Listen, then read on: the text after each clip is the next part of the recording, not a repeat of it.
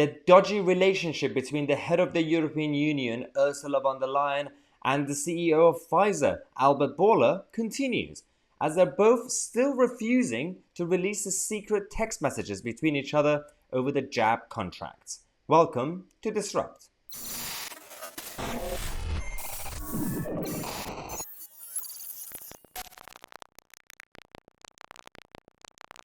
Hello everybody, welcome to the show that disrupts the narrative of the mainstream media, the show that gives you the stories that are either been missing in the mainstream media, or even if they give you their reports, they will add a bit of their own biased spin. Now we're going to try and be objective here, we're going to try to criticize all sides. Don't care who you are, we will criticize you. First, oh dear God, let's talk about Ursula von der Leyen and Albert Bourla, the CEO of Pfizer. These two are very chummy. They're very besties. They love each other. Look at this photo. Yes. So, there's no surprise that when we had the chaos in 2021 with the Pfizer contracts, the Pfizer, Moderna, and AstraZeneca contracts, the European Union made a mess, and the European countries had to wait in the queue for weeks and months until they get their lovely jabs, right? And then they blame Britain and Brexit. I don't know how they blamed it on us, but we got our supplies early. They made a mess, but there's no surprise that their main focus and target was AstraZeneca, not Pfizer, because Pfizer CEO, Mr. Bourla and von der Leyen have a very close relationship, and they've been in touch for a long time. They have been exchanging text messages, and they've been exchanging, well, there's having official communications that they now say they were not official.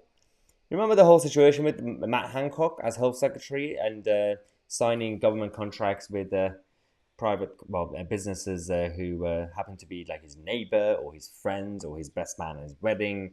Those things on a higher, massive level when it comes to the European Union is happening. So, first, we had the New York Times and many others who exposed a while ago that Europe sealed a Pfizer deal with text and calls. So that, firstly, they didn't go through their own procedure that they have to go.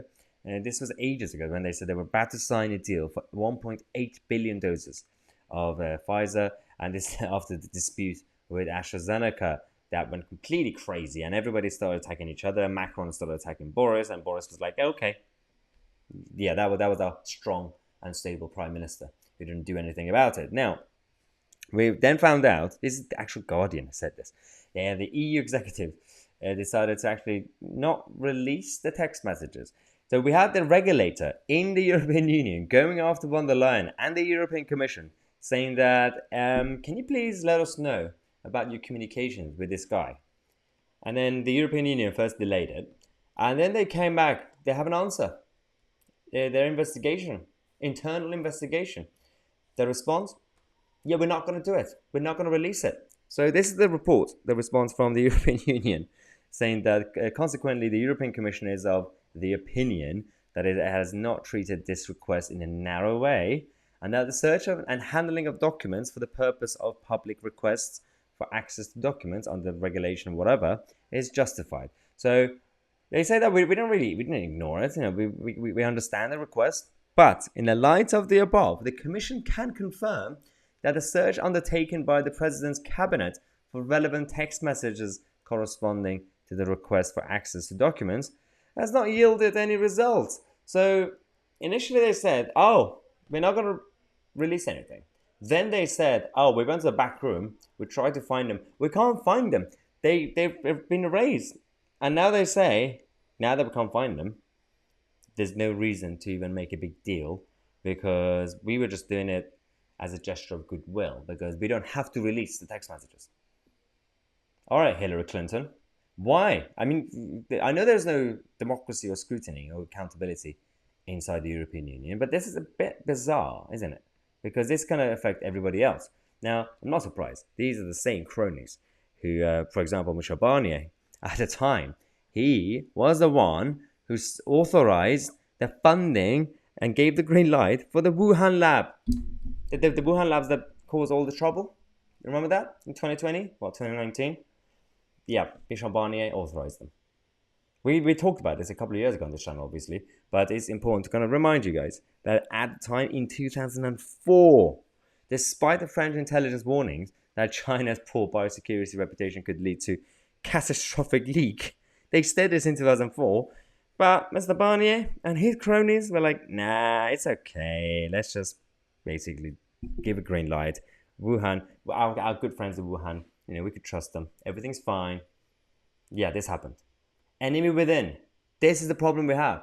No one's talking about this. I'm getting sick and tired of keep releasing stuff that the media ignore. Now, this reminds me of Hillary.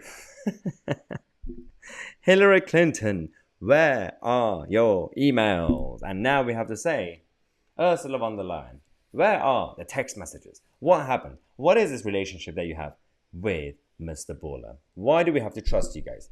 Why is it that you have your own vested interests and you have your own mini lobby groups and you hang out in Davos and other places and we're not allowed to ask any questions?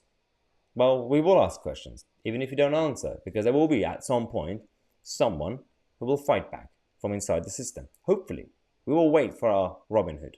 Now, speaking of questions, let's go to your questions. At the end of each Disrupt episode, we go to the previous videos, the written videos, and we go and find your most liked and popular comments that you guys have posted.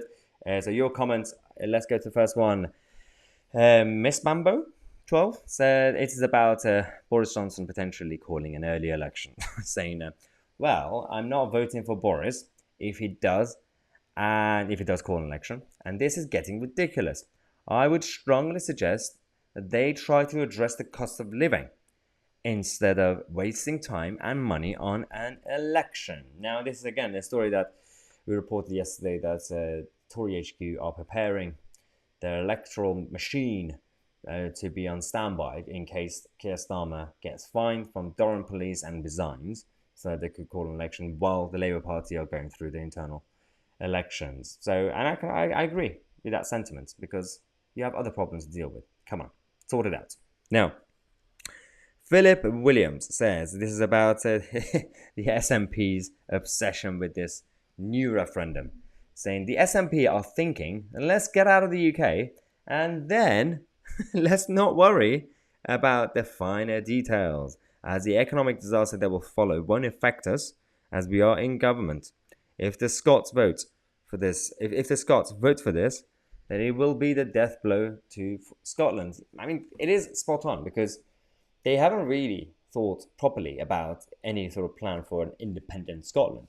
Because we are all, hopefully most of us, are logical people, and we agree that the democracy matters. And if there is a consensus, even in a place like Scotland, if the majority want to leave, then fine, leave, sure. But don't really just rely on the SNP establishment to be your parents and the authority. Because if they don't really have a plan in place, then your so-called independence plan is going to go completely out the window. Now, last comment. Kay De Winter says, I am sick of people in this government. This is actually about the video we did about Andy Burnham and the Oldham Council in Greater Manchester, the cover-up, the grooming cover-up that they've done. Kay says, I am sick of people in government not telling the truth because of being afraid of offending some people's cultures, races, and all that. What about the English girls' feelings? I mean, not just that. What about just national security? Let alone the English culture and the British culture, the English identity and British culture. That's how I always say. We have British culture, or we also have English identity. Then you've got the Scottish identity, Welsh identity, and in Northern Ireland. And everybody should respect the basics of this system. And if you're going to have grooming cover-ups, and if you're going to be so scared, as Kate says, of offending some people from Pakistan, I don't care that you're going to offend people from Pakistan, some people from Pakistan. I don't care about that. I care about our innocent young girls and boys who can't walk around the streets in a safe way because they could be targeted by nutter or psycho. I care about that. And I care about these cover-ups. We need to uncover them. We need to expose them, and we need to disrupt the whole system. That's what we do. We do disrupt the system thanks to you guys. And when we say on this channel that we are the media, I'm not using we, as in just me, I'm saying we, all of us. This channel is not just me, it's all of us. Because I get my ideas from you guys, we interact, and of course you guys get in touch and let me know what you are thinking. This is community. This is not just me. So if we are saying we are the media, then this system that we have created, that the movement, should take it to the next level. It's not just media, it's the culture, and it's politics, and it's everything else in this country. We have to fight for our values. Simple. Otherwise, it will be the nutters who will completely take over the narrative. So we don't want that, right? So we are where we are. Thanks again, guys, for watching. Subscribe to the channel. Let me know your thoughts in the comment section. I'll pick the most popular comments for the next episode. I'm Maya Tousi, and this was Disrupt.